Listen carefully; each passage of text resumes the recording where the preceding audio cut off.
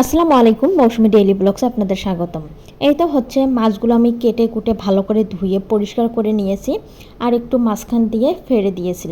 আর দিয়ে এখন হচ্ছে হলুদ লবণ ভালো করে মাখিয়ে নিয়ে তারপরে হচ্ছে এটা ভাজতে দেব। আর এটা ভেজে আজকে হচ্ছে আমি খুব সুন্দর করে কষিয়ে রান্না করব, একদম ভুনা ভুনা করব। তো এই মাছটা আমার বরাবরই ভালোই লাগে। এই মাছটা আমার ভাজা খেতেও ভালো লাগে, আবার হচ্ছে ভেজে ভুনা করলেও ভালো লাগে। তো আমার হচ্ছে হলুদ লবণ মাখানো শেষ হয়েছে, এখন হচ্ছে এই তো মাছগুলো আমি ভেজে নিচ্ছি। আর এই মাছ কার কার ভুনা খেতে ভালো লাগে, এই মাছ অবশ্য যারা কাটা খেতে পছন্দ করে না তারা হচ্ছে এই মাছ পছন্দ করবে না অবশ্যই। আর যারা কাঁটাযুক্ত মাছ খেতে পছন্দ করে তারা এই মাছ এরকম করে ভেজে কষিয়ে রান্না করলে অন্য কোনো তরকারি থাকলে সেই তরকারিটা ফেলে এই তরকারিটা দিয়েই ভাত খাবে।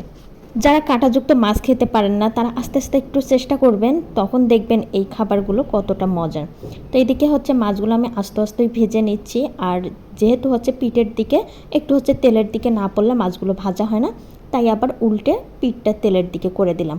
এখন এই তো আমার মাছগুলো ভাজা হয়ে গেছে, আমি মাছগুলো তুলে নিচ্ছি। মাছগুলো তুলে নিয়ে তারপরে হচ্ছে মশলা কষাবো। আর দেখেন মাছ তো উঠতেছেই না, কি একটা ঝামেলা।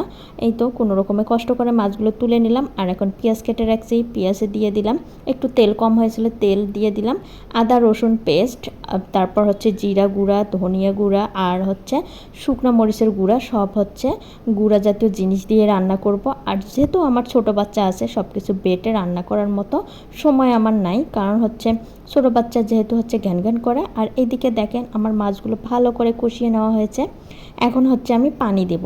আর এই তো আমি পানি দিয়ে দিলাম, আর আমি গরম পানি করে রেখেছিলাম সেই পানিটা এখানে দিয়ে দিলাম।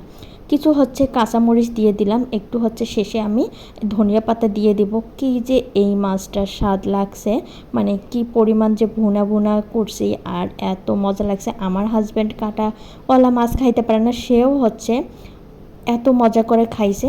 এই তো ফাইনালি আমার মাছ রান্না শেষ।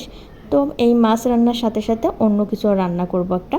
তো দেখেন এই তো আমার মাছ ভুনাটা একদম হয়ে গেছে। মাছ ভুনাটা আমি হচ্ছে সকালের খাবারে করেছিলাম, তো সকালে তো এই তরকারি দিয়েই আমার হয়েছে। তো বিকালের দিকে, এইটা হচ্ছে বিকাল বলতে সন্ধ্যায় রাতের খাবার তৈরি করব। তো আমি একটু আর্লি হচ্ছে এই তরকারিটা রান্না করে নিলাম।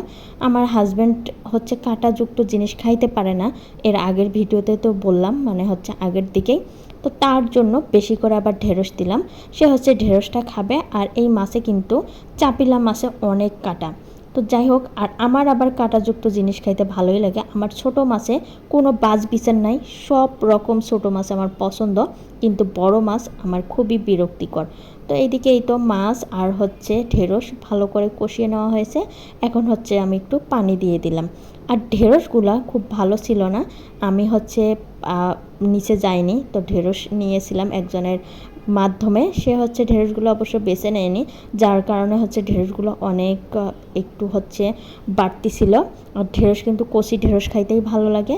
তো এইদিকে এই তো আবার একটু উল্টে পাল্টে দিলাম, আর বেশি তো হচ্ছে নাড়াচাড়া করা যাবে না, ভেঙে যাবে। এখন এইদিকে এই তো এরকম করে করে দিচ্ছি, ঘুরিয়ে ঘুরিয়ে তারপর ভেজে নেব।